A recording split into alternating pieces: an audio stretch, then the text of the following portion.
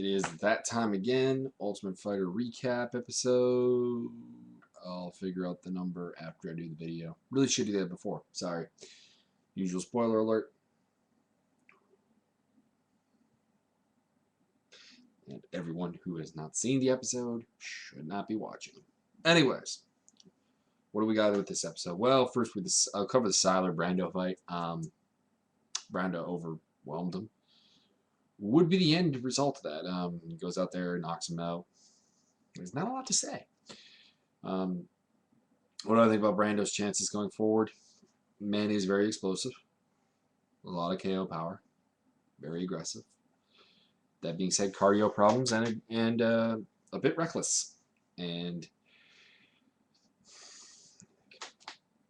I think he could beat Akira pretty easily. But I think both Bermudez and Caraway could be interesting. He could overwhelm Caraway, who has been susceptible to it before. Whereas Bermudez, I don't think, is quite as susceptible to it. I'll get to semifinal matchups at the end if I get time, basically. But that's about it, really. You got the Ryan Parsons Bisping thing, and Ryan Parsons, I don't know, mind your own business, I guess. I don't like to defend Bisping, but I mean, he's right. You had no comeback, really no comeback. Quite frankly, Bisping seems to relevant his villain role, so I don't think he cares that he's the most hated fighter, at least amongst, I suppose, the American public. Supposedly, he has fans in Britain. Don't know on that. I'm just kidding. He probably does have a loyal fan base and so on, and he most definitely does because he has a lot of Bisping defenders who and a lot of Bisping haters. So I mean, he's a very polarizing individual. You either like him or you hate him. It seems. At the fight announcements, which I'll skip to and then kind of go back a little bit, we get Bisping's lists of things to do after you lose a fight, which are just basically all based off of the Dustin Neese Akira fight. You know what? You should add one thing to that. If you think you want to fight, I'd like to emphasize this. Think. You do not go over to the other corner and do a machine gun. Just throwing that out there. He's right. You don't blame a fake tap for your loss because, to be honest, Neese should have broke his ankle. And knee. And anything else he could have broke. That's all there is to it. And he's kind of right. You don't squirt water on the other coach. I would have squirted it on Akira and see if he would have gone completely insane and gotten kicked off the show. So, my views on that are pretty much, and he shouldn't have gone after Akira, but we all saw it coming from a mile away after the machine gun. Heat of the moment, I'm willing to overlook that. Well, I'm not willing to overlook. Probably Neese is insane, and it's beforehand, and the double leg at the fight announcement, because that's just stupid and borderlining on assault. Anyways, to the drama of the fight pick, I suppose, was that TJ Dillashaw basically threw John Albert onto the bus, and I love it when people say, I don't mean any offense by this, but you suck and I'm awesome. That's basically what I'm saying, and that's basically what TJ Dillashaw said. I should get the easier fight because it's really important that I get to the finals, and it's not important that John wins the fight. It's really important to the team that I win. Ugh. Seems to pay. He may pay for it next episode. We'll get to that. Anyway, so we get Dobson versus Albert. So the Rat versus Prince. Here we go. We learn that Albert's a stand-up guy, which is weird because Albert, I'll admit this, Albert was one of the guys, not the only guy, but one of the guys that I really didn't know about. Really was a wild card to me. I didn't know if this guy was any good, if this guy was bad, etc. Oh, and we also have to fight pick had TJ Dillashaw, do the I'm the champion because the other guy's not here. Injuries in training happen, so that was a bit of a dickwad move. I'll credit that one more to TJ than Bisping, to be honest, though. That's just me. So, yeah, basically, didn't know what Albert's skills were. Apparently, he's a good striker. Didn't know that. Really didn't know that. As for Dobson, massively talented guy, definitely one of the guys that was more known coming into the show. But as a 125er, he is, and you see the height and weight difference in the fight is considerable to him and most of the other bantamweights that have gone through. He was one of, I think, 3, because I know Ferguson and Luis Gadno also fight at 125 primarily, and that's obviously a problem.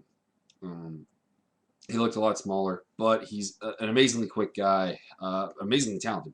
He is the most talented bantamweight on the show. I just don't know if he'll win the show. He's a bit lazy in training, apparently. That I didn't know about him.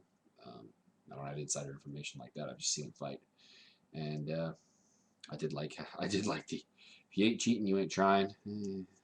Whatever. Anyways, Roland Delorme also probably has some kind of infection in his foot. Looks like he's going to fight from the trailer for next week, though. Continuing on, we go to the fight, which is Albert.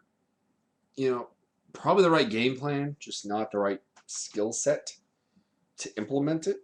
And for a change, actually, I'll give this credit.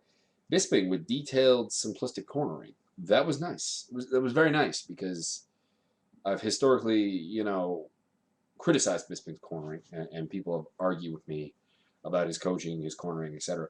But I liked his cornering in this fight. Go figure. Fortunately, Albert didn't listen to it most of the time, which was problematic. And I get how that's frustrating because, he's had a number of fighters who haven't listened to his cornering. Brando, for example, followed no game plan. Ended up winning, but followed no game plan. Albert really didn't, particularly in the second round. That's fair enough. That being said, it doesn't excuse completely shutting down on cornering. But anyway, and he didn't this time. Kudos to Bisping.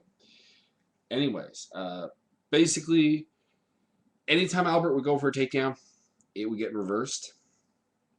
Anytime he would try to engage in the stand-up with Dobson, he'd get hit more. He ate a couple of head kicks, most of which were blocked. I agree with Bisping on that. There were like 1 or 2 that I think landed solidly. I'd have to watch the fight again and maybe count that up. But anyways, easy decision for Dobson. Didn't really know what round Bisping thought Albert won. But I guess you gotta be positive in the corner. That's fair enough. And then the after-fight antics. What the hell, Bisping? What, no water to throw at me?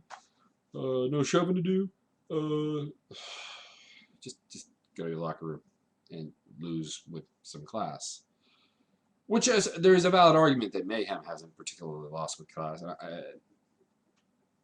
I would disagree somewhat.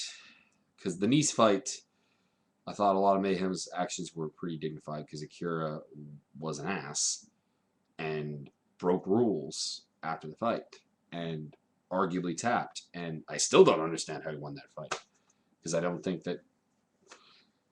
Correction, I understand it, but I think it's poor judging to give him the first round when he's caught in the definitive moment of the round, which was the heel hook, and didn't really dominate the stand-up at all.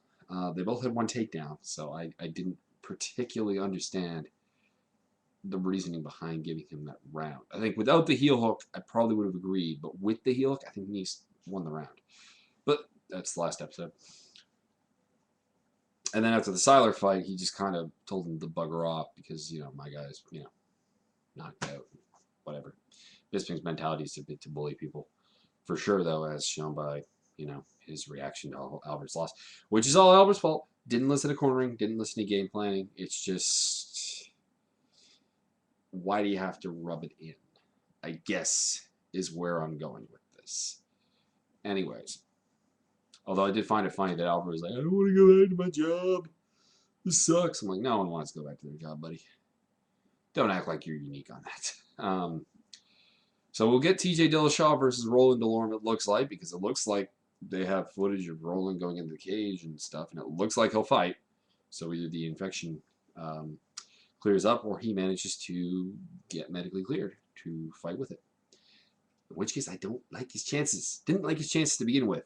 I made so secret that I think TJ wins this season. All right, a couple of potential semifinal matchups that I would love to see. Starting at featherweight because we have a confirmed Final Four. Excuse me, got a bit of a, not a cold, funnily enough. It's cat allergies from the cat that has periodically run in here a couple times. Anyways, what do I want to see at featherweight? Well, I don't like Diego Brandao, and I don't particularly make a secret of this. And I think that Dennis Bermudez has the best chance to beat him, so I would do that fight. And I would do Akira versus Caraway. And I think that delivers us a final that is deserving, because as much as I don't particularly like Caraway, I don't like Team Alpha Male fighters somewhat in general.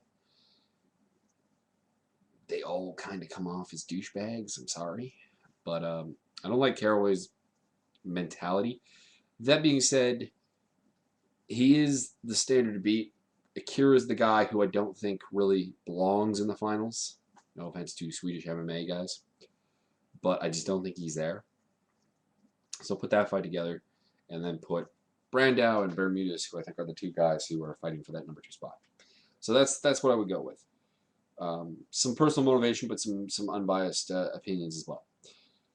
At bantamweight, assuming Dillashaw makes it through, I would do John Dobson versus Johnny Bedford, and the reason for this is purely because I think it's the fight that, for karma's sake, should happen, because Bedford did get ratted out by Dobson about his hand, and needless to say, you know, that's a big deal, and I think that Bedford should have the chance, even if I might pick Dobson in that fight. I'm not sure.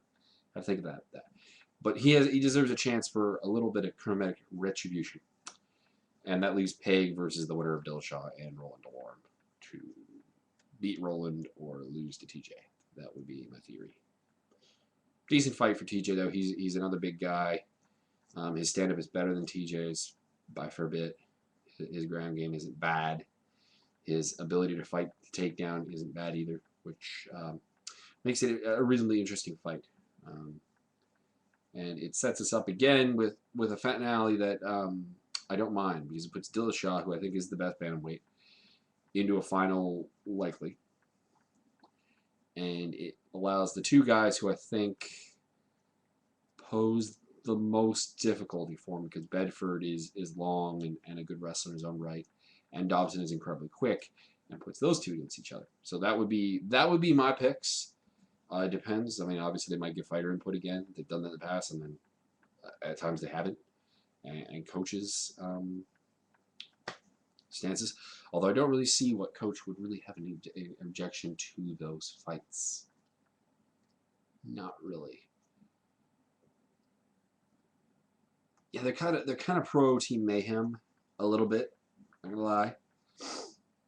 So Bisping would be the one that argues, but honestly, I think that Dillashaw's best chance to win is to face Peg, and that admittedly though, Brandau's best chance is to fight Caraway, because Caraway might crumple under the pressure. But those are still the fights I would go with. Mayhem, by the way, officially winning this round of the Ultimate Fighter, because of course he has 5 out of the 8 prelim wins now. He could get 6, but like I said, I think we're looking at TJ Dillashaw winning. That's all.